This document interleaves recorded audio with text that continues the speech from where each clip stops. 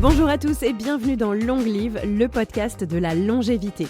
Aujourd'hui, on parle d'un sujet de société, on parle de travail et comment bien vieillir en entreprise. Un sujet pas simple parce que la discrimination est de tous les open space. À partir de 45 ans, la souffrance au travail se répand. Alors comment rester dans le coup, comment se faire respecter, que faire quand ça coince et quand vous sentez que le vent est en train de tourner ? Alors une grande avocate féministe est avec nous aujourd'hui, c'est Élise Fabing. Elle s'est saisie des sujets de discrimination et notamment à l'égard des femmes au travail.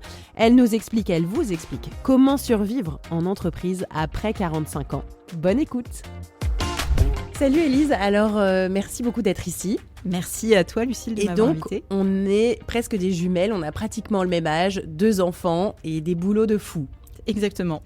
Alors toi, tu t'es spécialisée, donc tu es avocate, et tu t'es spécialisée dans l'avocate pour les salariés, et tu te décris comme avocate féministe. Exactement. Alors qu'est-ce que c'est qu'une avocate féministe pour les salariés ? Alors, je défends tous les salariés, et ma cause numéro 1, c'est vraiment la défense des salariés, la lutte contre toutes les discriminations. Mais à force d'exercer, ça fait 15 ans bientôt, je me suis rendu compte que quand même les femmes, elles morflaient vachement plus. Alors, c'est sur elles que j'ai écrit mon dernier bouquin. Ça a fait un peu ouin-ouin du côté de mes clients hommes qui m'ont dit « Oui, mais nous aussi, on souffre. Pourquoi t'es pas écrit sur nous ?» Donc, peut-être un jour. Mais c'est vrai que les femmes sur le marché de l'emploi, c'est une catastrophe. T'as la discrimination salariale chez les plus jeunes, chez les plus âgés aussi, la discrimination à la maternité, le harcèlement sexuel. J'ai jamais eu de cas d'un homme harcelé sexuellement. Et j'ai eu néanmoins, là, il n'y a pas longtemps, mon premier cas de discrimination à la paternité. Comme quoi, peut-être que l'égalité est en marche, enfin. Mais c'est une catastrophe pour tout le monde, tous les âges, tous les secteurs industriels ou d'activité ? Alors, moi, j'ai un prisme un peu particulier, puisqu'on ne m'appelle pas pour me dire « Salut Élise, tout va bien ». On m'appelle pour me dire voilà, c'est très compliqué, donc je ne vois que le pire. Et par ailleurs, il y a un vrai problème de l'accès à l'avocat pour les femmes. Les femmes n'ont pas l'habitude d'investir pour elles-mêmes.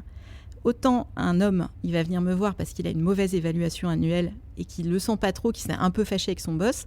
Donc on va avoir le temps d'anticiper, de préparer le dossier, de faire en sorte qu'il y ait suffisamment de preuves et qu'on puisse aller au contentieux derrière.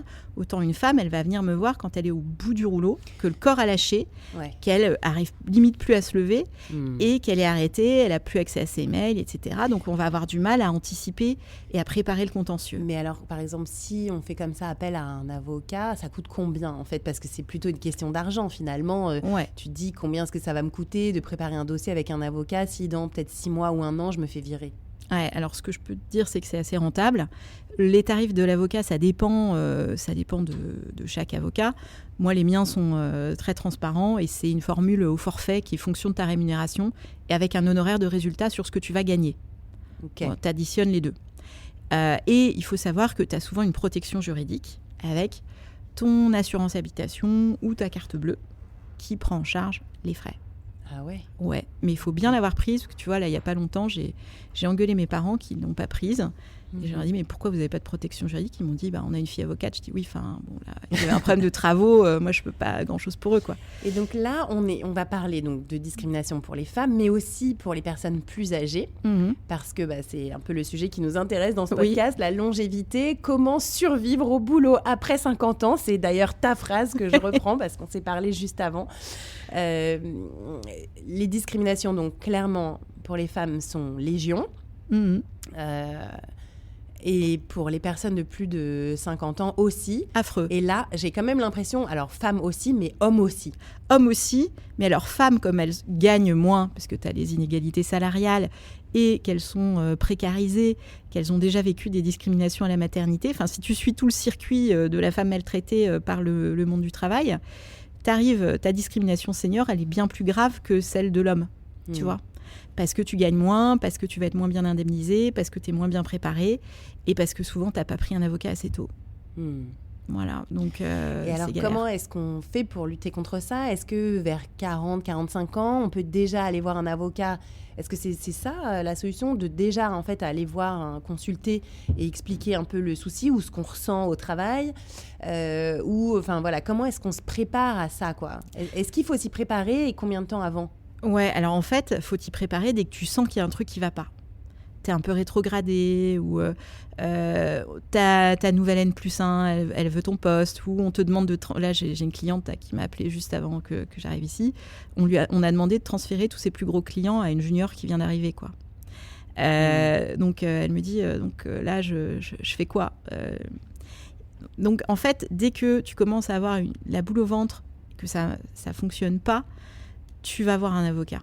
C'est le titre de ton dernier livre d'ailleurs. Ça Ouais. commence avec la boule au ventre. Exactement, parce que c'est un truc qui ressort. J'arrivais pas à trouver de titre, c'était hyper dur. On a pensé au prix du silence des femmes, parce que ça, on va sans doute en parler, mais c'est comment ça se solutionne aussi, hein.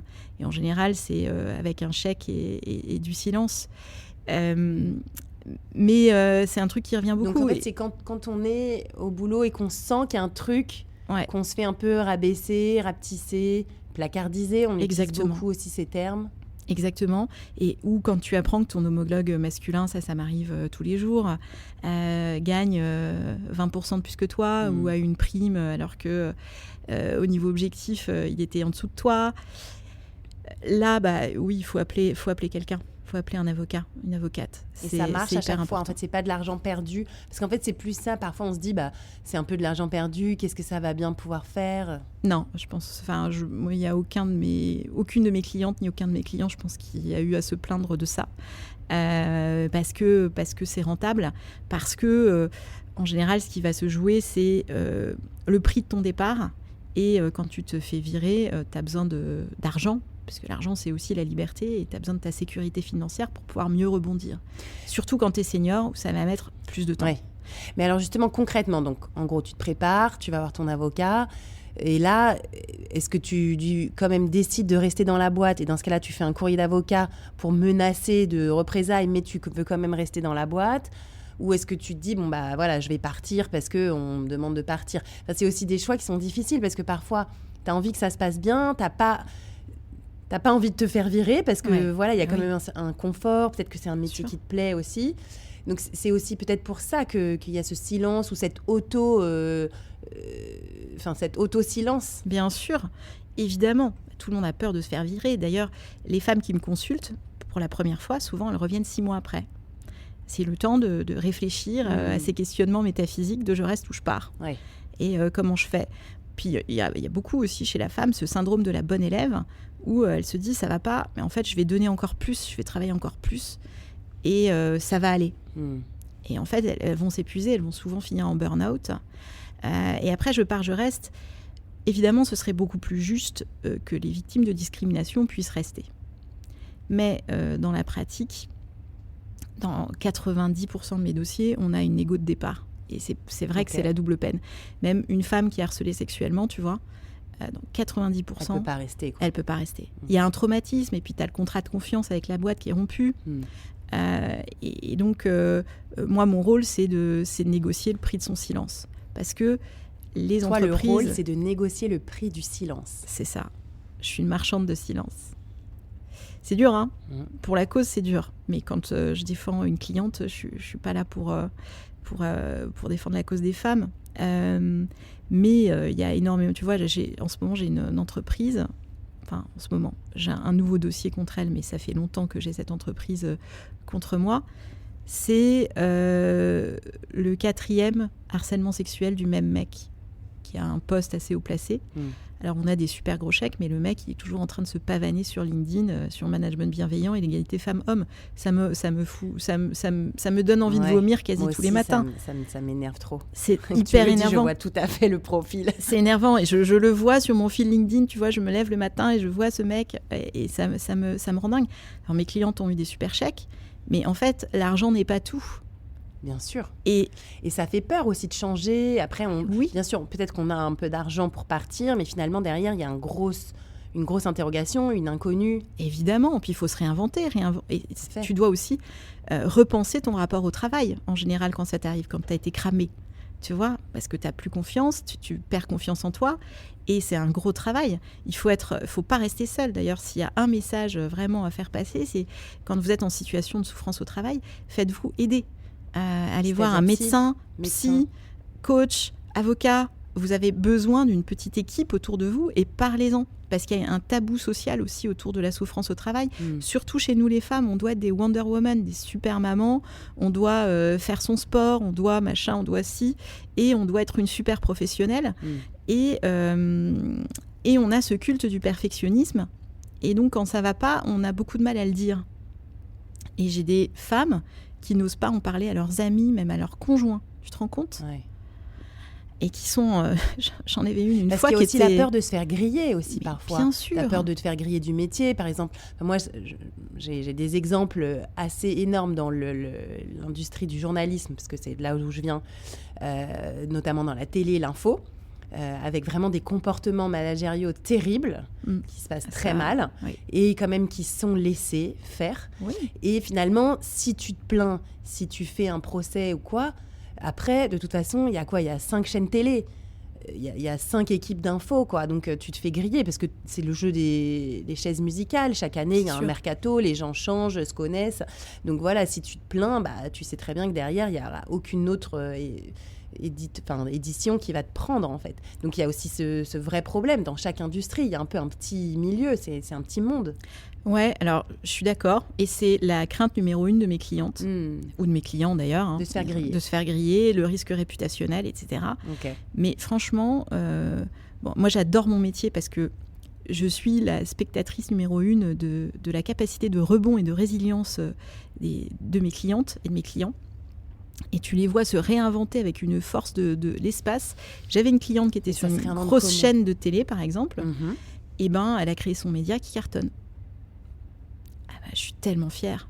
Et je t'assure, quand elle est venue signer la transaction, je l'ai à peine reconnue physiquement. C'est une grande blonde avec un M et un B qu'on aime beaucoup. Je dirais rien. Bon, très bien. Mais d'ailleurs, on voudrait l'inviter bientôt ici sur le podcast.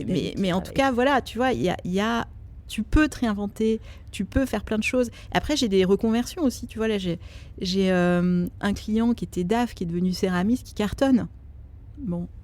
Alors, il a fait des missions, il était DAF par alternance, sur des missions ponctuellement, le temps que son activité céramiste décolle. Mais j'ai des tas de... Je dis toujours qu'il n'y a que des happy end chez moi, et c'est vrai. Mais là, tu nous parles de profil où après tu deviens un entrepreneur ou réinvention de toi-même, nouvelle vie finalement, mais ça fait quand même aussi peur, même si on a envie. Parfois, on se dit, tiens, voilà, je vais me transformer, je vais devenir pâtissière, ou voilà, je vais habiter ailleurs. Mais tout le monde n'est pas capable de ça, en fait. Moi, je ne saurais pas quoi faire d'autre, hein. À part avocate. Moi non plus, par exemple, je ne saurais pas quoi faire d'autre. Moi non plus. Donc, je suis à chaque fois épatée par leurs idées.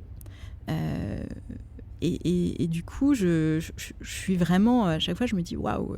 Mais j'en ai aussi qui redeviennent salariés dans la même branche et simplement qui vont repenser leur rapport au travail.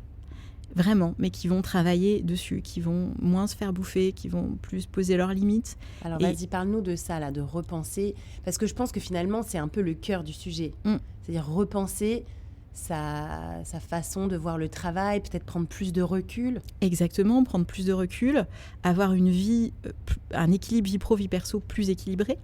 Parce que, moi je suis avocate au barreau de Paris, donc j'ai majoritairement des cadres, et plutôt des hauts cadres avec des profils de l'espace. Et tu vois, je suis toujours hallucinée que ces personnes-là, et particulièrement les femmes, tu vois, j'en ai une qui est polytechnicienne énarque, et elle me dit, je suis nulle, je suis une merde. Enfin, tu dis, mais attends, comment est-ce qu'on arrive à casser, comment est-ce que le travail arrive à casser la confiance à ce point d'une femme ? Et en fait, tu vois les mécanismes qui se mettent en place.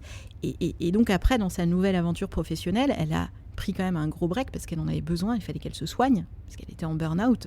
Mais ensuite, c'est faire du sport, c'est avoir une vie beaucoup plus équilibrée, c'est ne pas passer ton week-end à taffer, poser tes limites. On te demande un truc à 19h pour le lendemain, tu dis non, c'est non.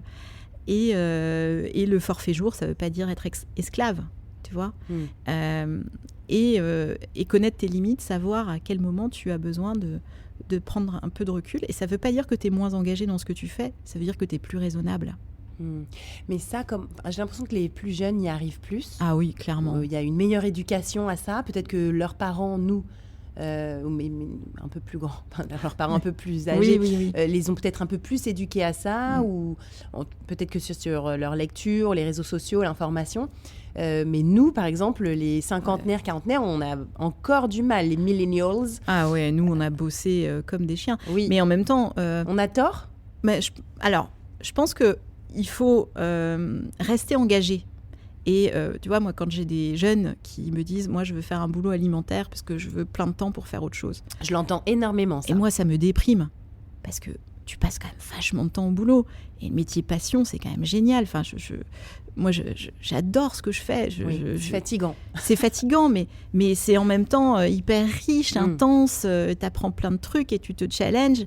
Et c'est ce qui te définit. Enfin, tu vois, le travail, c'est une partie de toi-même. Donc, te couper de toute une partie de toi-même dans ta vie privée, j'ai beaucoup de mal à comprendre ce discours-là. Par contre, tu peux le faire, tu peux être très engagé en te disant, bah là, ça suffit, maintenant, j'ai besoin d'un break, j'ai besoin de couper. Moi, j'ai beaucoup travaillé sur mon rapport au travail, parce que j'ai beaucoup travaillé. Maintenant, ça m'arrive de couper un peu, tu vois.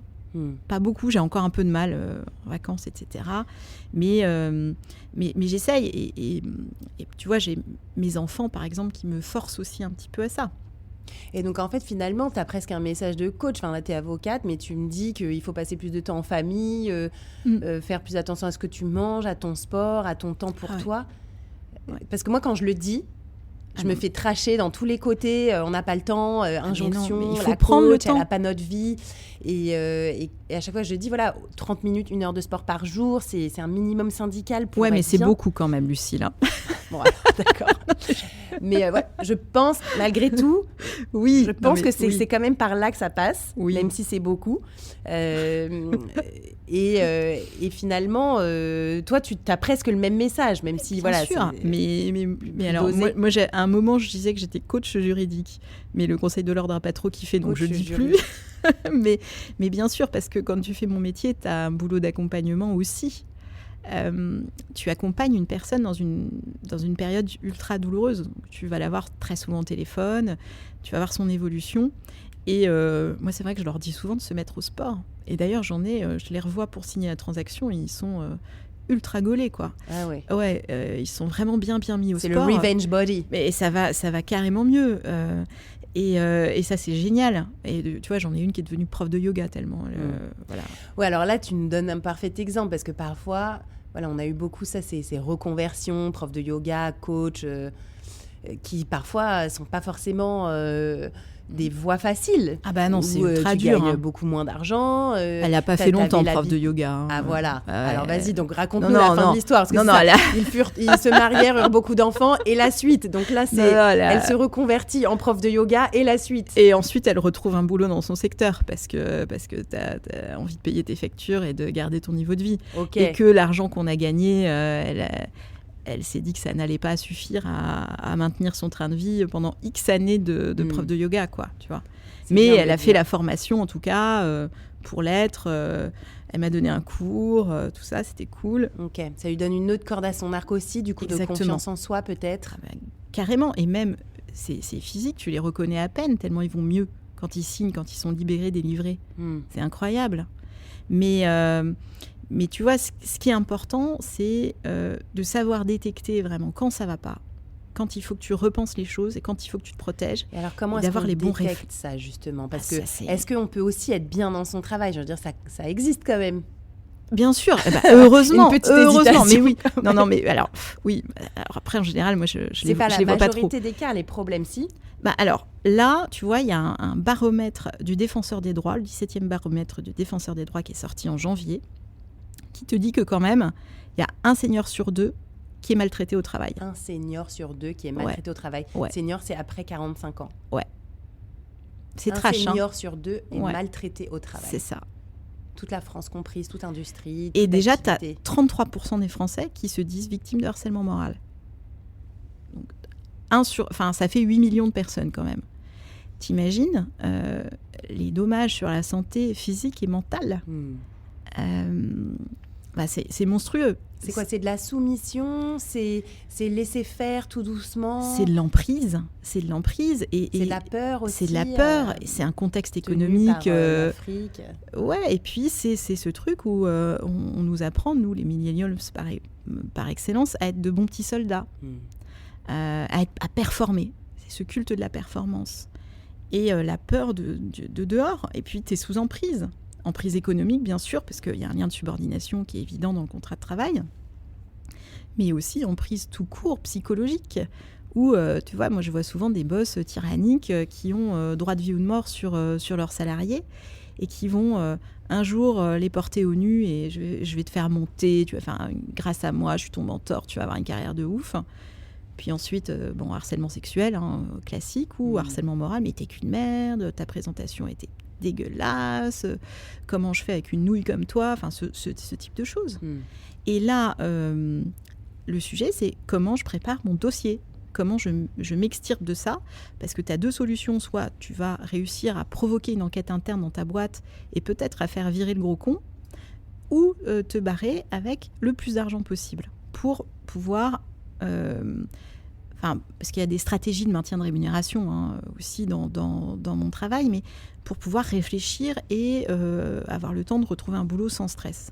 Juste après, ma prochaine question, on va tourner le prisme, parce que j'entends déjà les gens qui écoutent le podcast en disant oui, mais c'est toujours à la faute des entreprises qui doivent payer. Donc, juste après, on va tourner le Après, moi, mon travail, c'est vrai que c'est faire payer les entreprises. Et moi, mon travail, c'est d'être entrepreneur. Donc, du coup, on va changer, mais parce que la discussion va être hyper intéressante.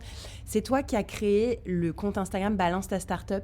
Mais non. C'est pas toi? Mais non, c'est pas moi. J'ai vu cette info aussi. Mais non, mais tout le monde pense que c'est moi. Mais non, moi, j'ai fait les lives en droit du travail. Si tu veux, les créatrices de ce compte-là et de Balance ton agency m'ont contactée et m'ont demandé de faire des lives de droit du travail, d'accès au droit. Parce que la majorité des gens ne savent pas comment constituer un dossier. Parce que c'était toi la seule tête qu'on a vue sur ce compte. Et du coup, je me suis retrouvée, mais moi, quand je suis arrivée sur ces comptes, c'était le tout début, il n'y avait personne.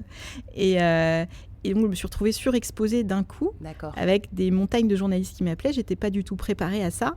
Mais ça n'est pas moi, je suis nulle en Instagram. Est-ce que c'est plus des petites boîtes qui se permettent justement ce management toxique, ce harcèlement, cette discrimination, ou pas? Parce que finalement, les petites boîtes, elles emploient peut-être moins de seniors. Est-ce qu'il y a une différence, grosse boîte, petite boîte? Pas forcément, en fait. La grosse différence, c'est comment va être géré le sale con au sein d'une structure, d'une entreprise. Donc, dans une petite boîte, ça peut être beaucoup plus compliqué parce que souvent, le sale con, c'est le patron. Celui qui discrimine, etc. Parce que tu as moins de strates hiérarchiques. Alors que dans une grosse boîte, là où tu vas avoir l'engagement de l'entreprise sur vraiment la lutte contre la discrimination et les risques psychosociaux, etc., c'est sur comment ils vont gérer en cas de problème, en cas de caillou dans la chaussure. Parce qu'il y a des boîtes géniales, mais il suffit d'un gros con pour qu'il y ait une victime. Et il y a des entreprises qui se comportent hyper bien, qui vont réaliser des enquêtes internes, qui vont mettre les moyens et avoir une politique tolérance zéro sur le sexisme, sur les discriminations seniors. Et t'en as d'autres qui vont préférer le mâle blanc dominant qui rapporte beaucoup d'argent, qui assure et rassure, versus la salariée qui se plaint de harcèlement sexuel. Et donc, là, ils vont la faire partir. Donc là, tu me parles de sale con, gros con, mâle blanc. C'est un peu caricatural ou est-ce que c'est vraiment le cas? Il n'y a pas de sale conne, grosse conne. Moi, sur le compte Balance ta Startup, j'avais quand même vu des entreprises gérées par des femmes, notamment. Bien sûr. Là, je dis sale con parce que voilà, je suis féministe, mais il y a malheureusement beaucoup de sale connes et beaucoup de femmes qui ont intégré les codes du patriarcat et qui sont encore pires que certains hommes, particulièrement sur le sexisme et les discriminations, notamment à la maternité. Ça, c'est un truc que j'ai pu observer dans mes dossiers. Il y a peu de sororité en entreprise et de douceur sur ces sujets-là. Et c'est vrai que... Donc, c'est pas parce qu'on entre dans une boîte gérée par des femmes qu'il faut se reposer sur ses lauriers. Il faut quand même rester sur ses gardes et informé sur ce qui se passe. De toute façon, l'idée, c'est quand même d'être optimiste, d'aller dans une entreprise en étant content et de se dire qu'au global, il y a plein d'entreprises qui essayent de bien faire.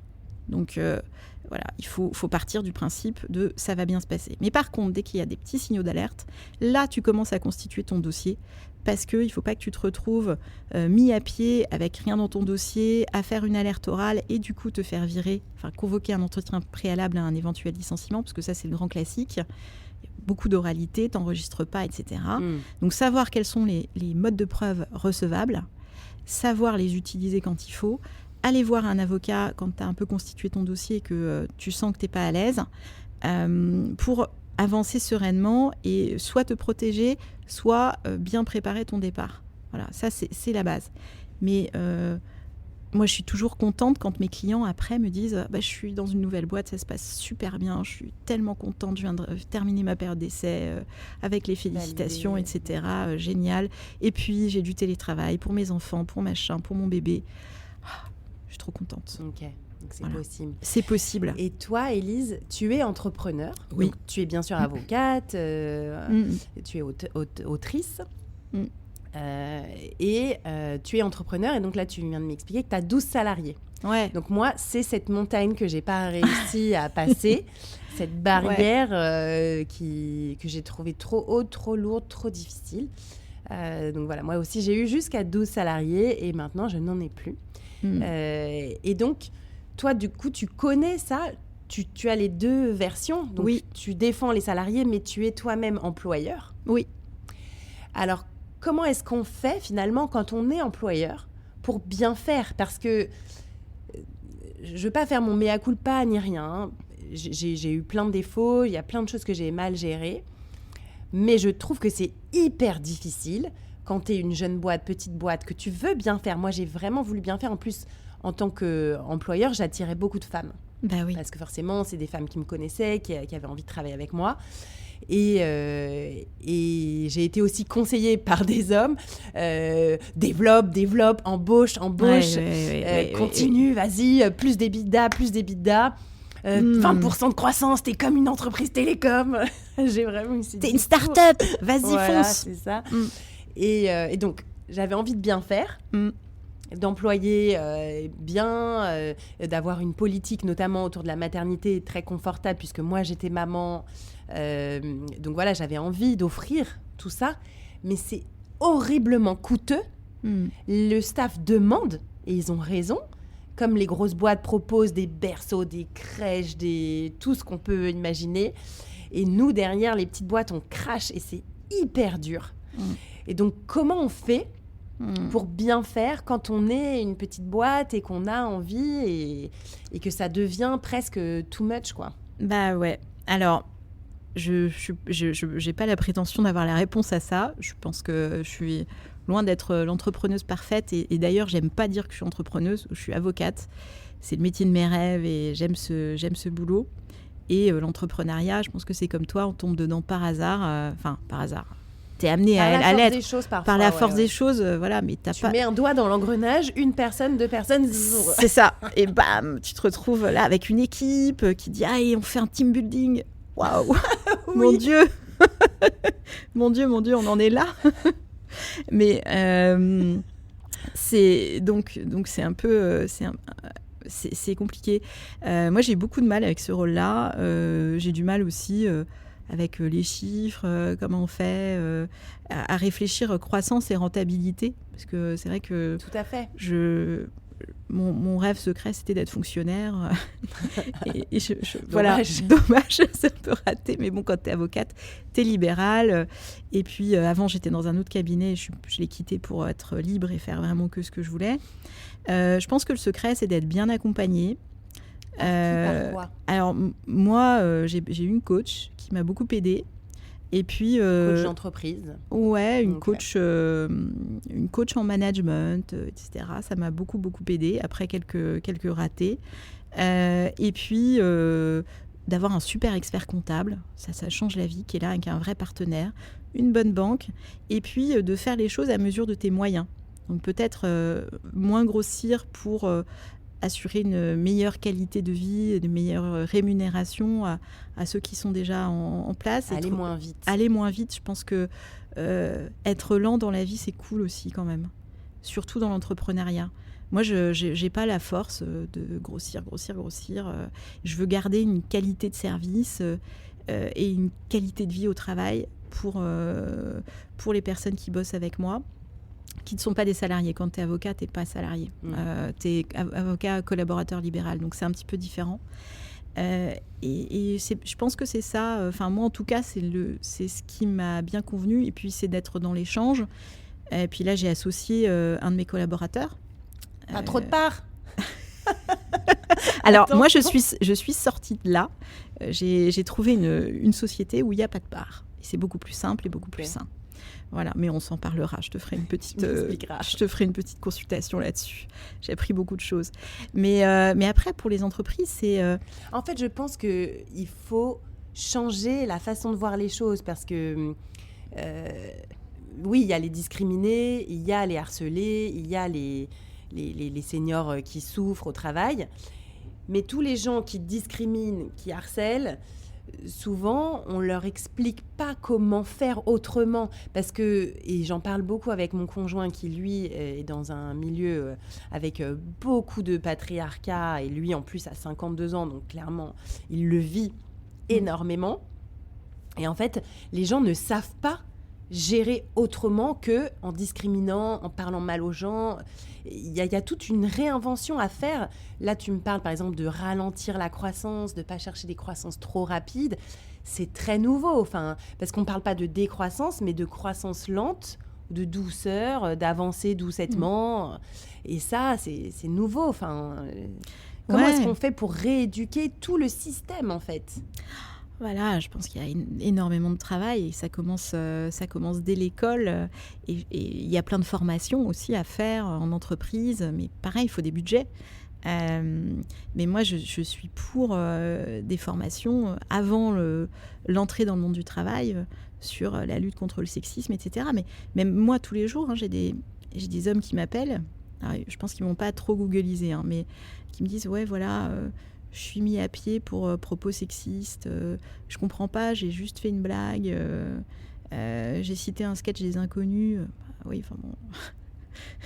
Je veux pas le citer ici, mais voilà, c'était pas OK du tout. Et en fait, ils se rendent même pas compte. Et donc, il y a vraiment, je pense, une éducation à faire au sein de l'entreprise sur les comportements toxiques. Et aussi, il faut qu'on soit dans un monde un peu plus doux où on pense à ce que ces actions vont pouvoir provoquer chez l'autre. Cet individualisme, le chacun pour soi et cette concurrence en permanence, cette violence, il faut que ça cesse. Et je pense que comme on est dans un temps dur économiquement, tu as deux choix. Soit t'es soror solidaire et tu te dis qu'on va faire front et avancer tous ensemble, mais c'est vraiment pas la majorité des gens. C'est une lutte et il y a peu de solidarité en entreprise. Tu vois, moi j'ai plein de clients qui viennent me voir, qui ont vécu des trucs affreux, par exemple un harcèlement sexuel, et ils me disent il y avait 3 témoins, mais ils vont jamais témoigner. Ils ont trop peur de perdre leur boulot, etc. Encore une fois, toujours le même système. C'est ça. Et donc, des gens en entreprise courageux, c'est super dur. Mais c'est aussi parce qu'on est dans un moment économique compliqué.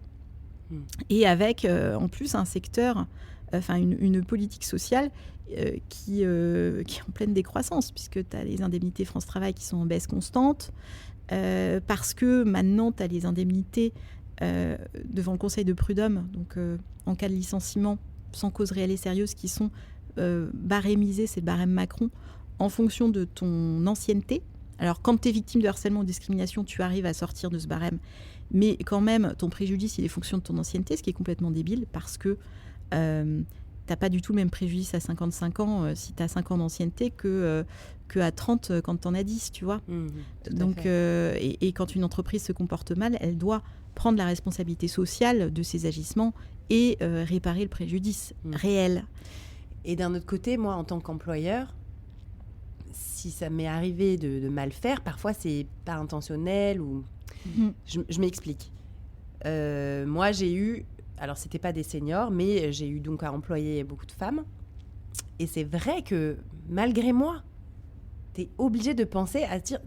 T'emploies une femme qui a 31 ans, elle a un copain, elle est installée, elle va tomber enceinte, c'est sûr. Bien sûr. Tu vois, et c'est normal, tant mieux pour elle. Moi, je suis pour les enfants, les femmes qui travaillent, tu vois, enfin, c'est génial, mais t'es obligé d'y penser.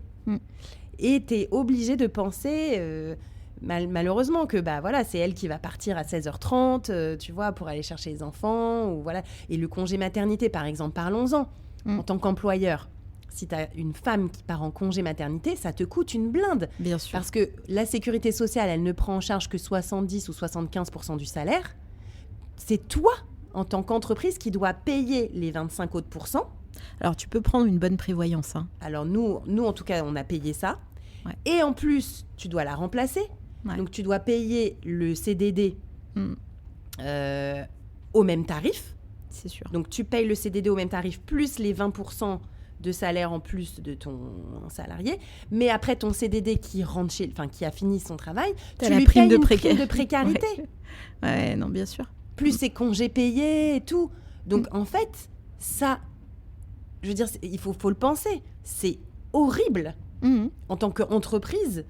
Et donc, on peut pas... Enfin, comment est-ce qu'on fait ? Même si on a les comptables qui nous disent, attention, il faut prévoir, tu vas peut-être avoir 2 staffs qui vont être enceintes, alors tu mets de la trésor, mais tu n'as quand même pas non plus des mois et des mois de trésor. Enfin, je veux dire, parfois, tu es un peu à flux tendu. Bon, peut-être que certaines très grosses boîtes, voilà, qui ont des contrats par milliards, bah, tant mieux pour elles y arrivent et tout a été négocié comme ça pour favoriser les salariés. Moi, je suis pour. Mais quand toi, tu es employeur et que c'est toi qui es dans la trésor de ta boîte, ça te tue. Est-ce qu'on peut le dire, ça ? Et on a le droit de le dire quand même. Mais on a le droit de le dire et on a le droit de dire que le système français n'est pas parfait là-dessus. T'as peu d'aide pour les entreprises. T'as peu d'aide pour les entreprises et c'est ultra dur d'être une boîte. Donc après, ça favorise aussi presque des discriminations. Bien sûr, mais c'est tout un système qui a à repenser sur la prise en charge notamment de la maternité, mais du bien-être au travail. Et savoir aussi ce qu'on veut pour l'État. Alors là, on part un peu loin, hein, on est loin de mon sujet de mon bouquin. Mais c'est pas pour faire du solutionnisme, mais c'est plutôt pour dire, voilà, en fait, c'est quand même tout un système. C'est pas juste un gros con qui se permet. Bon, bien sûr qu'il y en a, mais il y a aussi finalement tout un système qui presque automatise les réactions. Bien sûr, et puis c'est encore valorisé d'être un sale con en entreprise, tu vois, d'être dur. Oui, you're fired. C'est mis puis tu vois là le masculinisme ambiant avec Trump et tout qui ruisselle sur les entreprises. Enfin, c'est hyper inquiétant quand même. Mais on a tout un système à repenser et tu vois, ce coût du congé maternité, si on permettait aux entreprises, je sais pas, d'avoir des aides quand elles se comportent bien, tu vois, un système bonus-malus, ou d'avoir... et tu vois, quand tu permets à tes salariés, par exemple, de faire du sport 1 heure par jour, par exemple. Ce qui était le cas chez nous. Voilà, et qui... bravo. Avec des douches et une salle de sport. Ah, génial, trop bien. Tu m'embauches Non, j'ai plus de staff. Maintenant, mon nouveau mantra, c'est no staff, no staff. Mais, tu vois, du coup, ils vont coûter moins cher en termes d'arrêt maladie, par exemple.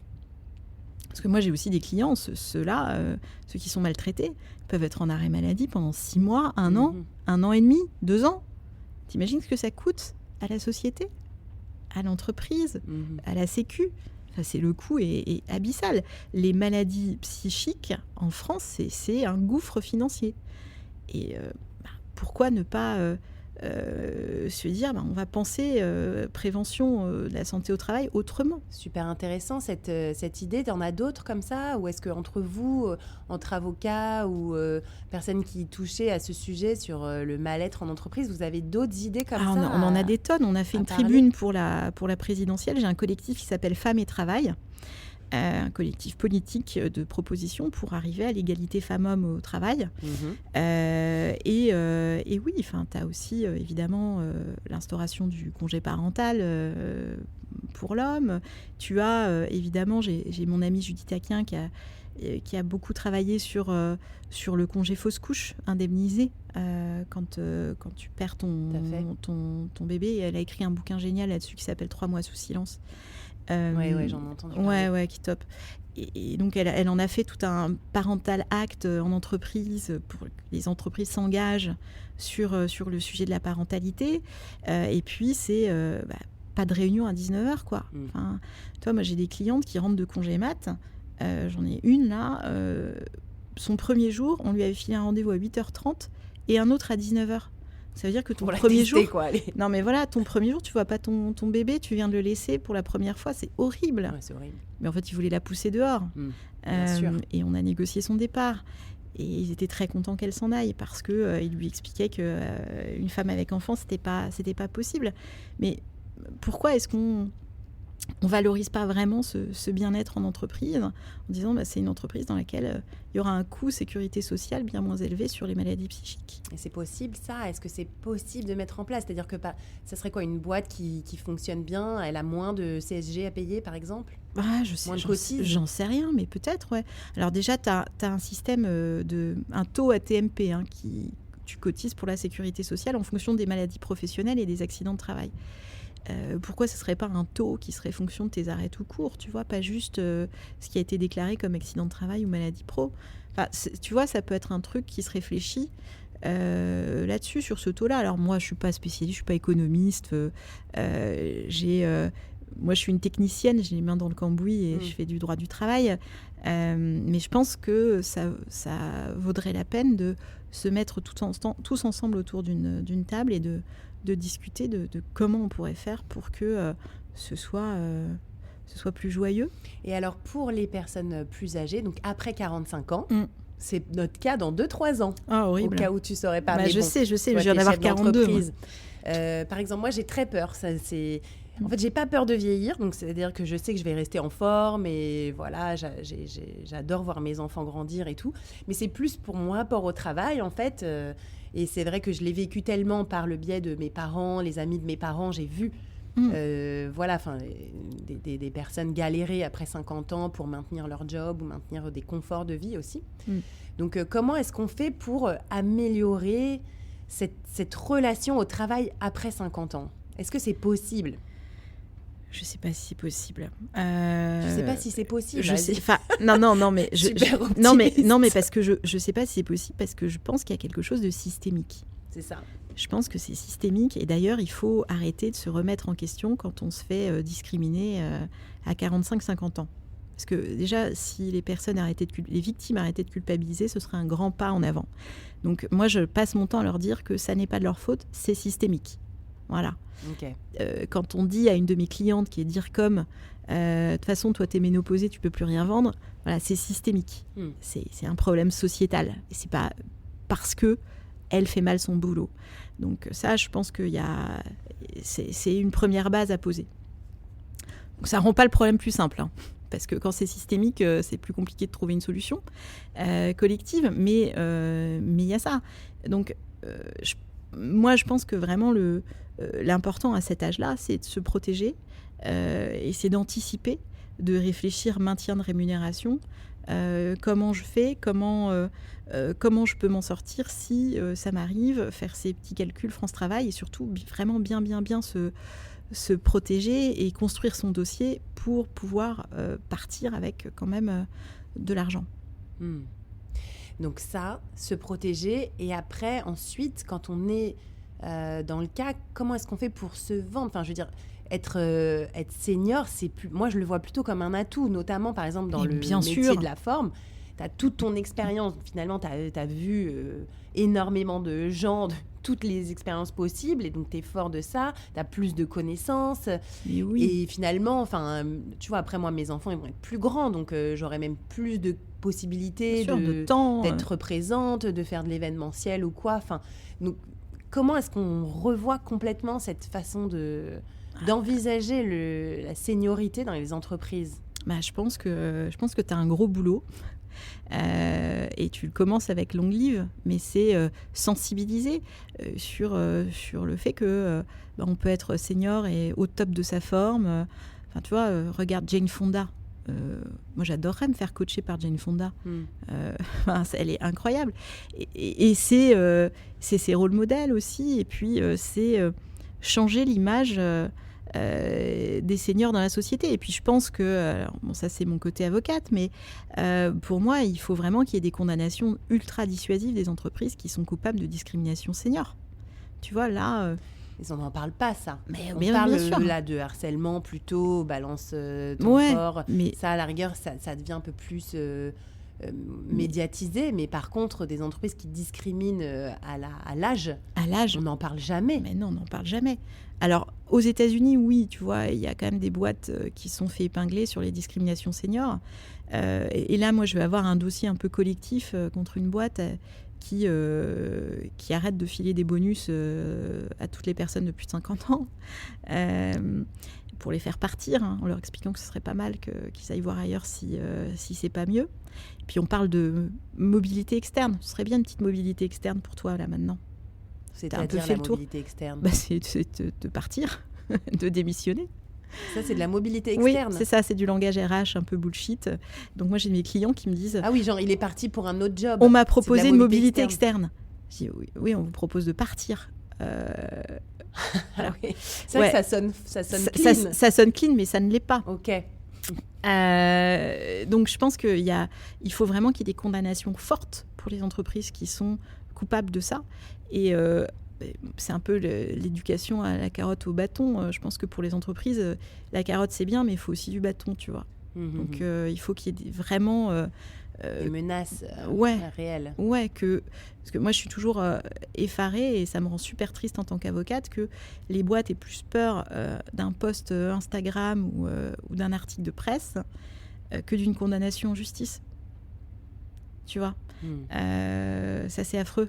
Donc il faut que les condamnations en justice soient vraiment, vraiment ultra dissuasives et prennent en compte aussi le chiffre d'affaires, les moyens de l'entreprise condamnée. Parce que tu as encore moins d'excuses quand tu es une grosse boîte avec beaucoup d'argent. Et comment est-ce qu'on communique positivement je dépasse un peu ton cadre de sujet, mais comment est-ce qu'à ton avis, on peut communiquer positivement sur les seniors, les personnes qui ont plus de 50 ans dans le travail, tu vois, sans faire un peu donner la béquille, quoi. Mais comment est-ce qu'on fait pour montrer que ça vaut quelque chose, quoi? Parce que finalement, là, on est tous dans le truc, oui, il faut condamner, machin, mais à un moment donné, en fait, on voit très bien, les gens qui ont plus de 50 ans, ils bossent encore super. Mais bien sûr. Il y a plein d'idées, plein de volontés, et finalement, ils sont pas du tout plus fatigués. Bah non. Donc, comment est-ce qu'on arrive à communiquer comme ça, de façon positive? Parce que finalement, tous les politiques, ils ont plus que 50 ans. Ah oui. Certains moins, mais beaucoup plus. Et puis ils reviennent hyper tard, à plus de 70 aussi. Ouais. Donc je sais pas comment on pourrait faire, mais je pense qu'il y a un énorme travail de sensibilisation là-dessus. Et puis moi ça m'avait fait un choc une fois. J'étais invitée sur un plateau télé avec un DRH d'un gros groupe de conseil, et il venait présenter sa politique de lutte contre la discrimination des seniors. Et il expliquait qu'il avait un super objectif, c'était 20% de salariés de plus de 40 ans. Ça paraît peu. Oui. C'est pas beaucoup, non? Ça, il trouvait que c'était bien. Ouais, c'était vachement bien. Il était invité pour en parler. Ouais. Ça m'a foutu un sacré coup, en tant que quarantenaire déjà, et de dire, ah ouais, on en est là, quoi. Il y a cet auteur, Chip Conley, qui est américain, je ne sais pas si tu connais, qui a beaucoup écrit sur le travail après 50 ans, notamment. Et lui, donc, suggère de soi-même, c'est très à l'américaine, chacun est responsable de soi. Ouais, et donc, pour les cinquantenaires, de devenir un menterne. Donc, c'est le mot composé de mentor et d'interne, de stagiaire, quoi. Parce qu'en fait, tu mentors les plus jeunes et en même temps, tu apprends comme un stagiaire, tu vois, sur certaines technologies ou méthodes de travail sur lesquelles tu n'es pas forcément habitué. Est-ce que ça, c'est quelque chose qui te parle? Est-ce que finalement, les personnes de plus de 50 ans doivent quand même faire un peu un travail sur elles ou c'est toujours de la faute de l'entrepreneur ou d'employeur? Alors, je pense que c'est de la faute de la société qui a une vision erronée et très dure des seniors. Donc ça, pour moi, c'est la cause principale. Après, bien sûr que tu as toujours un pouvoir aussi sur ce qui peut t'arriver et que tu dois travailler ta capacité de résilience, de rebond, d'adaptation à n'importe quel âge. Mais même, moi, je pousse mes enfants à travailler ça dès leur très, très jeune. 5 et 10 ans, ouais, celui de 10. Mais tu vois, de dire, voilà, cette situation-là te plaît pas, qu'est-ce que tu fais, comment tu rebondis, comment tu réagis. Enfin, essayer de s'adapter aux choses et d'être flexible. L'avenir du travail, on a beaucoup qui disent que ça va être l'entrepreneuriat, c'est-à-dire l'auto-entrepreneur flexible. T'y crois, toi, ça ? Moi, je trouve que c'est hyper pas protecteur, en fait. Tu vois, parce que... c'est l'individualisation c'est à ça. son max. Et moi, je peux pas être pour, parce que le contrat de travail, c'est censé être une sécurité. Tu donnes l'exclusivité. Et je trouve qu'on est en train de détruire un petit notre droit du travail. Et ton exclusivité ne vaut plus très cher. Et tu n'as plus trop la protection. Ouais. Mais alors moi, je me vois du côté donc, de l'employeur qui, aujourd'hui, donc là, encore une fois, mea culpa, hein, c'est bien que ça, je fais tout. Mais donc moi, je n'ai que des auto-entrepreneurs qui travaillent avec moi. Mais ils ont le sourire. Hein. Ils ont le sourire, voilà, ça se passe bien. Mais malgré tout, voilà, je rentre dans ce système. Comment est-ce qu'on fait aussi peut-être pour que les employeurs aient envie de réembaucher et de se remettre dedans ? Parce qu'il y a aussi cette peur du coût, cette peur de la relation très difficile finalement, malheureusement. Tu vois, moi par exemple, vraiment quand j'ai dû me séparer de mes employés, ça a été vraiment hyper difficile, je l'ai très mal vécu. Enfin tu vois, peut-être que je devrais faire une psychothérapie. Ah oui, de ça, je peux te recommander quelqu'un. Ah tu me diras. Parce que tu vois, ça reste quand même quelque chose très en travers de mon parcours. Parce que c'est une relation, moi j'ai eu du mal à avoir cette relation horizontale, j'étais quand même un peu dans le vertical, j'avais l'impression de devoir quelque chose à ces gens. Donc comment est-ce qu'on rétablit aussi une meilleure relation employeur-employé ? Là, je pense que ça se travaille et ça s'apprend. Donc je pense que les entrepreneurs, les chefs d'entreprise doivent être formés à ça. Mais c'est quoi les formations à faire ? Parce que moi j'en ai fait plein des formations, mais j'ai pas été formée à ça. C'est vrai. Ça s'appelle comment ? C'est quoi les formations à chercher vraiment ? Franchement, moi j'ai pris une coach et après je sais qu'il y a des tas de formations qui existent en entreprise sur le management, sur la prévention des risques psychosociaux, sur comment créer le coaching d'équipe aussi, tu vois, pour débloquer des situations. Enfin, je sais qu'il y a pas mal de techniques qui marchent très bien. Mais après... Là, je te donnerai plein de noms à interviewer de gens sur ce sujet parce que je pense que ça vaut vraiment la peine d'être vu avec quelqu'un de spécialiste là-dedans. Oui, donc finalement, c'est plus une éducation d'entrepreneurs. En fait, les employés doivent s'éduquer presque à se défendre ou à être mieux accompagnés pour mieux défendre leurs propres intérêts. Et les employeurs mieux éduqués à la relation avec l'employé. En fait, c'est toute une nouvelle éducation à faire de tout un chacun. Et l'employeur doit être responsabilisé et il faut que l'État aussi joue son rôle avec un droit du travail vraiment protecteur pour les salariés. Voilà. Et des aides aux entreprises aussi pour respecter le droit du travail. Je pense que c'est important. Est-ce que c'est pas que des vieux pieux ? Oui, mais c'est ça. Comment est-ce qu'on fait pour avancer ? Qu'est-ce qui avance ? Franchement, donne-moi des bonnes nouvelles. Franchement, qu'est-ce qui avance ? On a l'Europe qui nous permet d'avancer. Et ça, c'est cool parce que en droit du travail, on a eu beaucoup de mauvaises nouvelles depuis 2017. Et là, en Europe, on a eu une directive transparence des rémunérations qui nous permet déjà, grâce à une jurisprudence récente de la Cour de cassation, de demander les bulletins de salaire des homologues masculins en cas de discrimination. Et ça, c'est ultra... Par les avocats. En cas de contentieux, tu peux aller demander s'il y a une suspicion de discrimination. Et ça, c'est ultra puissant. Okay. Et ça va révolutionner le droit de la discrimination. Donc, c'est génial. Et cette directive, elle va être applicable en 2026. Donc, c'est top. Après, voilà, on n'est pas dans une période hyper fun. Hein. Ah bon ? Non. Tu vois, entre Trump et le contexte économique pourri, j'ai beaucoup de mal à t'apporter de bonnes nouvelles. Donne-nous des idées. vers qui est-ce qu'on doit voter ? Est-ce qu'il y a des partis, Oula. des courants politiques ? Non, mais est-ce qu'il y a des courants politiques ou certaines personnes que toi tu suis ou que tu trouves intéressantes, des idées politiques vers lesquelles il faudrait tendre ou s'intéresser ? Parce que finalement, c'est ça qui fait quand même changer les choses, même si on dit que ça sert à rien de voter. Bien Moi, sûr. je ne crois pas. Je pense que, Mais au contraire, quand on vote pour les sénatoriales, les députés, les présidents, mais aussi même dans les communes, finalement, est-ce qu'il y a des idéologies ou plutôt des idées politiques vers lesquelles il faudrait plutôt se tourner ? Je pense que vraiment, il faudrait que les partis politiques... Vraiment, alors, le gouvernement et Emmanuel Macron l'a fait. Il y a eu beaucoup de réformes en droit du travail. Mais pour moi, qui n'allaient pas dans le bon sens. Quand on a fait notre tribune pour la présidentielle, certaines de nos idées ont été reprises par Europe Écologie Les Verts. On n'a pas été auditionné par beaucoup de partis. La majorité, c'était quand même une cause qui était absente du débat. Et d'ailleurs, t'en entends quasi jamais parler en politique, alors que ça concerne quasi tout le monde. Tout à fait. Et c'est totalement absent. Tout le monde s'en fiche.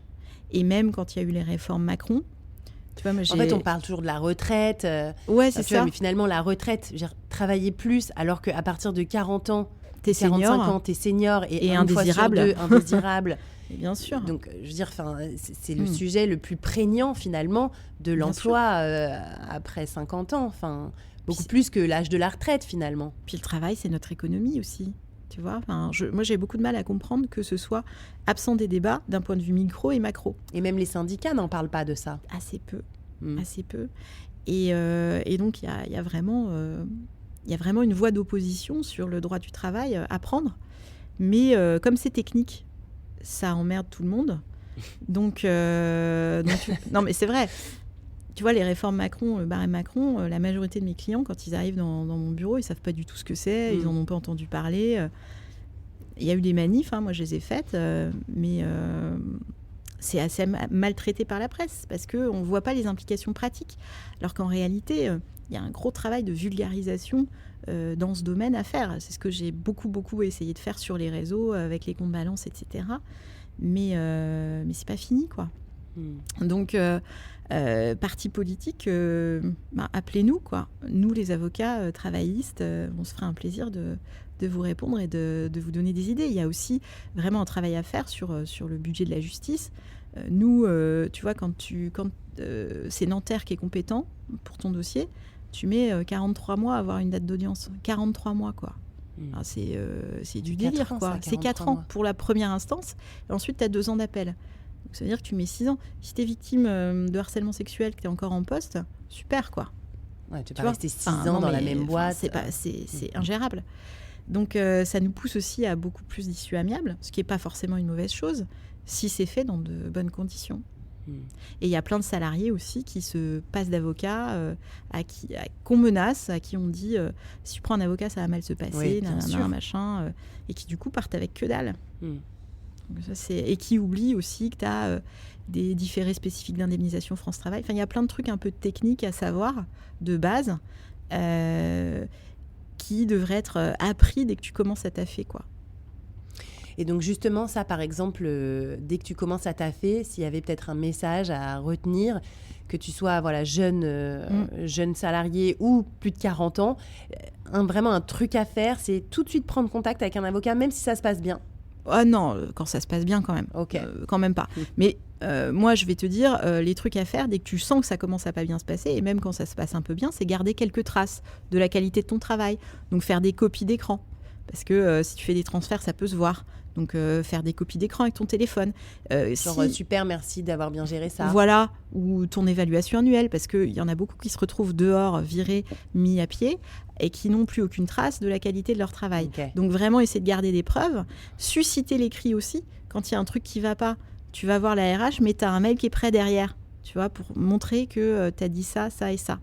Pour pas que ça fasse trop étrange. Et puis enregistrer. L'enregistrement est recevable devant les juridictions civiles maintenant. Et enregistrer... Alors, tu as des stylos, vachement bien. Ah, mais genre caché, genre caméra cachée. Ouais. Micro caché. Exactement.